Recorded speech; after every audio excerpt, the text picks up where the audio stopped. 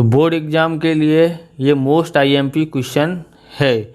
5वां सवाल, ये एक परमाणु वितरण का माध्य 52 और विचलन 64 है। माध्य विचरण दोनों दिया है, तो बराबर मध्य के, यहाँ पर ध्यान रखना, मध्य के 25% अवलोकन को समाविष्ट करती सीमाओं का अनुमान ज्ञात कीजिए। ये बीचा बीच मध्य के दिए हैं, इसके लिए ये हमको इसको सवाल करना है।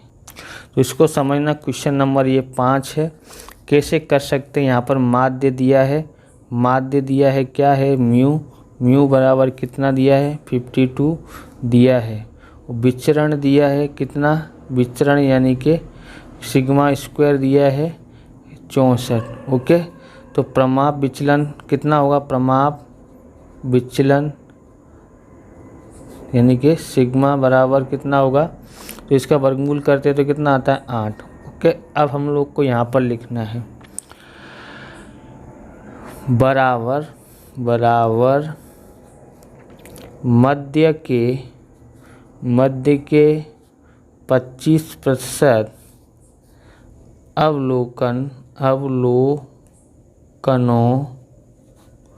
अवलोकनों को समाविष्ट करती सीमाओं का अनुमान लगाना है। ओके, तो जब अंतराल दिया हो तब हम लोग कैसे लिखते हैं, x1 less than equal to x less than equal to x2। Okay, यहाँ पर हम लोग z भी लिख सकते हैं, तो यहाँ पर 25%। ओके, अब यहाँ पर हम लोग लिखते हैं p z1 less than equal to z less than equal to z2, इस तरह से भी लिख सकते हैं 25%। ओके, बट्टे इसको संभावना में करना हो तो 100 से भाग दे देते हैं। अब z का सूत्र हमको पता है, यहाँ पर क्या है, z1 की कीमत क्या है, यहाँ पर लिखेंगे x1 माइनस म्यू बट्टे में प्रमाप विचलन। Okay, less than equal to z, इसकी लिखना हो तो लिखें, नहीं लिखना हो तो कोई बात नहीं।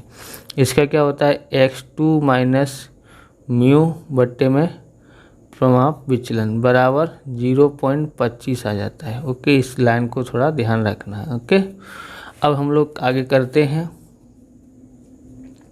जहाँ z1 बराबर क्या है x1 माइनस, अब यहाँ पर देखो म्यू कितना दिया है 52 दिया था, तो यहाँ पर 52 आ जाएगा बट्टे में हम लोग लिख देते हैं यहाँ पर 8, और z2 ज्ञात करना हो तो यहाँ पर आएगा x2 माइनस 52 और प्रमाप विचलन दिया है 8। ओके, अब यहाँ पर हमने लिख दिया है। यहाँ पर आप लोग चाहो तो इसकी जगह पे यहाँ एक लाइन और बढ़ा के लिख सकते हो, नहीं चाहते तो कोई बात नहीं।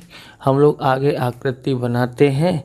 कैसे बनेगी आकृति, तो ध्यान से समझना है कि हमने यहाँ पर इस तरह से बनाया है।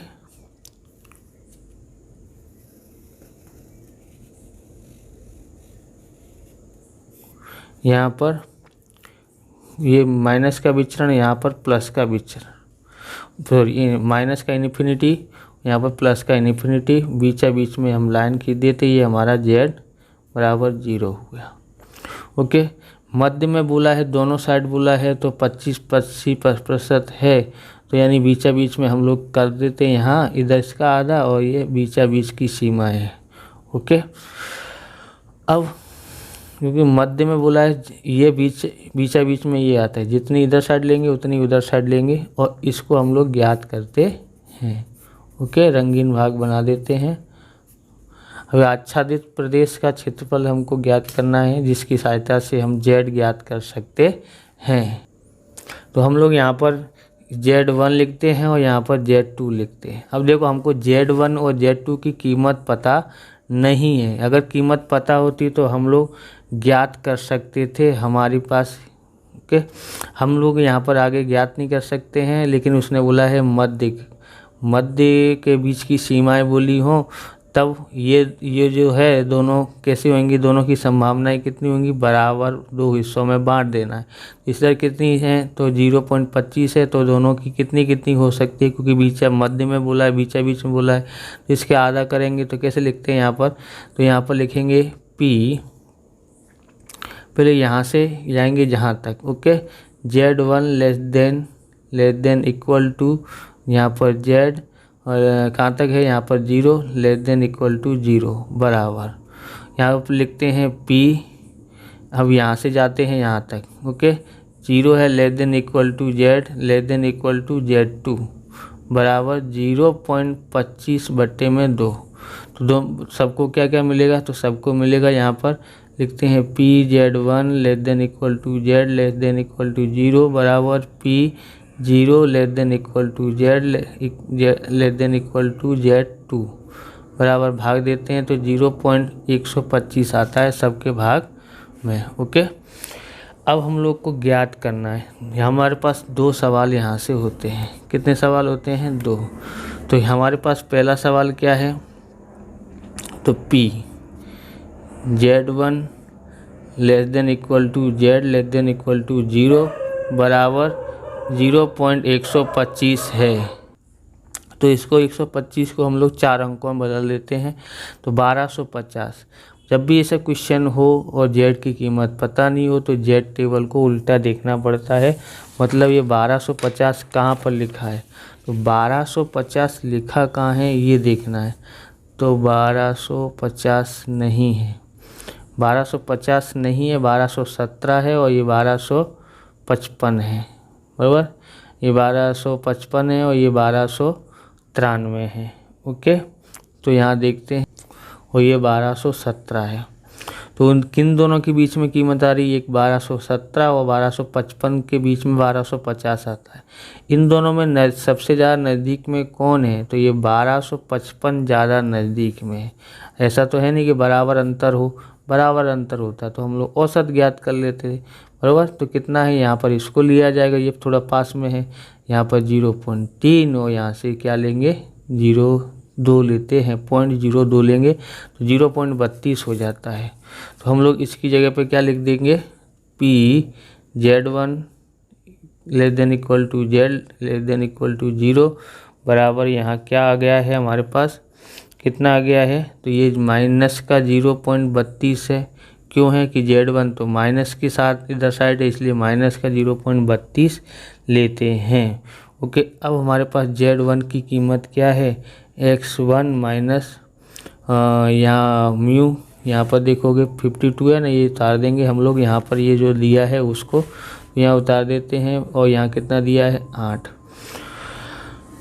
अब यहाँ पर कीमत ज्ञात करते हैं, इसकी जगह पर माइनस 0.32 लिख देते हैं, और ये बराबर x1 माइनस 52/8 माइनस 0.32 आ जाता है, और इसका यहाँ पर गुणा हो जाएगा, तो यहाँ x1 माइनस 52 आया, ओके। अब इसका इससे गुणा करेंगे तो माइनस का कितना आता है, तो माइनस का आएगा हमारे पास यहाँ पर,